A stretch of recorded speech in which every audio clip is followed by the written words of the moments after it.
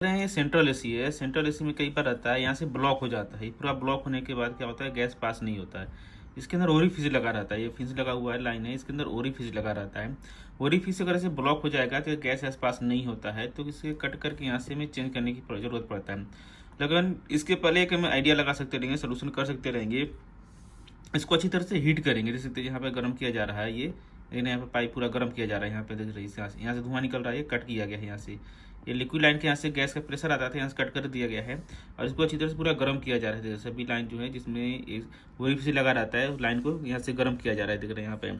इसे गर्म करने से क्या होगा, जो ओरिफिस रहता है, पतला रहता है, फिस रहता है, इसके अंदर जो भी मॉइस्चर, कार्बन वगैरह आ गया, कचरा वगैरह आया रहता है, वो यहाँ पे जमा जाता है, रुक जाता है। तो इसे हम हीट करेंगे, गर्म करेंगे और इसके अंदर प्रेशर डालेंगे तो यहाँ से निकल जाता है, कई बार साफ हो जाता है। जैसे देखिए यहाँ से भी यहाँ से निकला, इसमें प्रेशर डाला हुआ था, यहाँ से धुआं निकला, यहाँ से गैस का प्रेशर यहाँ से निकला नीचे से, देख रहे हैं। इसको और हीट कर रहे हैं यहाँ पे, इसको हीट करेंगे अच्छी तरह से, पूरा हीट करेंगे, चेक करेंगे सभी लाइन में किस में ब्लॉक हो सकता रहेगा।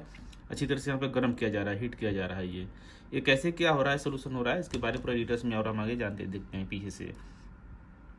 तो और कौन सा मशीन है, ये देखिए, ये जो है आपका कैसे क्या मशीन क्या काम कर रहा है, ये इसके बारे में आपको मालूम चलेगा। ये देखिए, ये सेंट्रल एसी है, ये कैरियर कंपनी का है, सेंट्रल एसी पैकेज एसी है। इसमें भी प्रॉब्लम हो रहा था, कूलिंग नहीं हो रहा था और इसका प्रेशर जो है लो हो रहा था, हाई हो रहा था। तो इसमें कई बार क्या होता है, यहाँ से ब्लॉक हो जाता है, यहाँ से गैस आगे पास नहीं होता है, यहाँ से रो पे जैसे तरह से पास नहीं होता है। यहाँ पर आइस जमता है, बहुत ज़्यादा आइस जमता है, फ्रीज होता है, आइस जमता है। तो कंडीशन में क्या कर सकते रहेंगे, या तो बहुत से टाइम यहाँ पे कट करके इसे चेंज किया जाता है या कैपेसिटिव लगाया जाता है। बट उसके पहले एक सोल्यूशन कर सकते रहेंगे, जिससे आप नॉर्मली है जो आपको इस वीडियो में देखने को जाने को मिलेगा। इसको थोड़ा सा और हम आगे ले लेते हैं, फास्ट कर लेते हैं। ये देखिए, यहाँ पे जो भी लाइन वगैरह आपको मालूम रहेगा, इसका रेफरेंस साइकिल अगर आपको मालूम है तो ठीक है, नहीं मालूम है तो आप कमेंट करके देखिए, हम उसके बारे में डिटेल्स में और भी जानेंगे, देखेंगे, बताएंगे।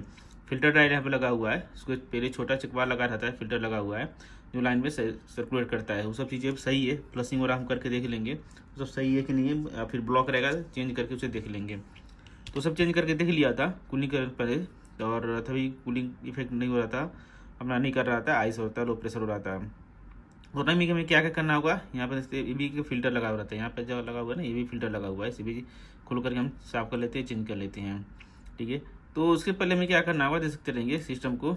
यहाँ पे ये देख रहे हैं, यहाँ पे ये क्या हुआ है, यहाँ पे कट किया गया है, ये यहाँ से कट किया गया, यहाँ से जो सक्शन पाइप आ रहा है ना, यहाँ से रिटर्न जो बैक आता है, प्रेशर आता है, यहाँ पे रिटर्न गैस में आता है, जो लिक्विड लाइन रहता है, इसे भी कट करके यहाँ से पंच किया गया है और यहाँ से ओपन किया गया है, ये जो गैस यहाँ से निकलेगा, ठीक है। सभी दो लाइन रहता है, एक को पंच किया गया वहाँ से और एक निकलेगा।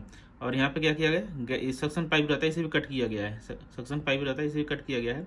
और यहाँ पे चार्जिंग वाल लगाया गया है, देख रहे हैं यहाँ पे चार्जिंग वाल लगाया गया है। यहाँ से क्या होगा, कंप्रेसर में नहीं प्रेशर जाएगा, यहाँ से ही हम प्रेशर डालेंगे, ठीक है। यहाँ से हल्का हल्का प्रेशर डालेंगे, उल्टा डालना है हमें। इसमें कौन सा नाइट्रोजन प्रेशर डालना है, ठीक है। इसमें ड्राई रहता है, नाइट्रोजन पहले डालेंगे, फिर बाद में इसमें गैस डालेंगे इसको क्लीनिंग करने के लिए, ठीक है। यहाँ से नाइट्रोजन डालेंगे हल्का हल्का, इसमें ज़्यादा नहीं करेंगे, इसमें हल्का हल्का नाइट्रोजन छोड़ेंगे और इसको क्या करना है, गर्म करना है। जो भी फिंस रहता है ना, उसे गर्म करना है, अच्छी तरह से गर्म करेंगे। उसमें दिखाते हैं आपको, देखिए यहाँ से क्या कर रहा है, पूरा ये लाइन को गर्म कर रहा है। देखिए यहाँ पे इसको अच्छी तरह से इसको गर्म करना है, गर्म करेंगे। गर्म करने के बाद इसके जो प्रेशर वगैरह रहेगा वो निकल जाता है, जैसा किसी वीडियो में देखे थे आप, यहाँ से प्रेशर रहेगा ना, हल्का हल्का धुआं पे से पूरा प्रेशर से निकल जाता है, ठीक है। ये चीज़ हो गया है। फिर भी अगर आपको कचरा वगैरह नहीं निकल रहा है तो उसके भी और भी तरीका आ जाता है इसके अंदर, ठीक है। वो भी आगे आप देखते हैं, जानते हैं। फ्लशिंग करने के बाद यहाँ से हमने नेटवर्क डाला है और उसके बाद देख सकते हैं यहाँ पे कैन लगा हुआ है। ये कौन सा गैस कैन है, गैस है जो एसी को फ्लशिंग करने की, स्पेशली जो फ्लशिंग करने के लिए आता है। ये देखिए यहाँ पे इसका नाम है, देखिए RX11 फ्लश, ठीक है। यहाँ लिखा हुआ ना RX11 फ्लश लिखा हुआ ना, एयर कंडीशनिंग के लिए है, रेफ्रिजरेशन सिस्टम को, जो सिस्टम को फ्लशिंग करने के लिए स्पेशली है ये गैस जो आता है, स्पेशली आपको रेफ्रिजरेशन सिस्टम को, पाइपलाइन को फ्लशिंग करने के लिए ही यूज होता है, ठीक है। ये चीज़ हम यूज डालेंगे, गैस में डालेंगे। कहाँ से डालेंगे, इसके अंदर कैन है, कैन के अंदर जो हमारा जहाँ से हमने कट किया था, यहाँ से तो यहाँ से कट किया है ना, यहाँ से कट किया है, तो यहाँ से हमें गैस डालना है, ठीक है। यहाँ से हमें डालना है, बैग डालना है, यहाँ से डालेंगे तो अंदर इवापोरेटर में जाएगा।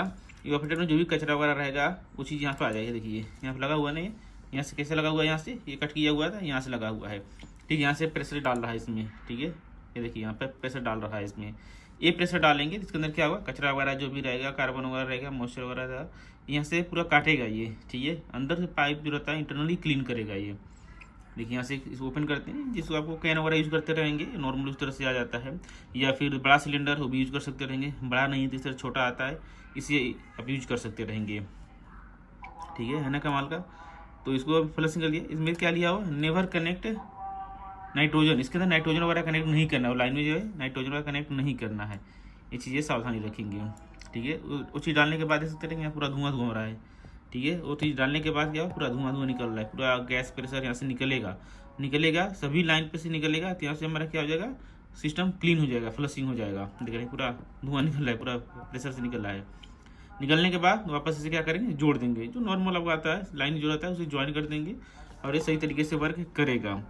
तो ये वीडियो मैंने दिखाने की कोशिश की है, ये हमारा वीडियो जो है जिससे हमें मालूम चल सके सिस्टम में अगर ब्लॉकेज रहता है, चोकअप रहता है, तो कैसे हम उसे सही करेंगे और कैसे उसे ठीक करेंगे, चोकिंग वगैरह से कैसे किस तरह से निकाला जाए, क्योंकि इस तरह से कई बार आता है हम लोग फंस जाते हैं, कई बार कूलिंग नहीं करता है एसी में और प्रॉब्लम आ जाता है।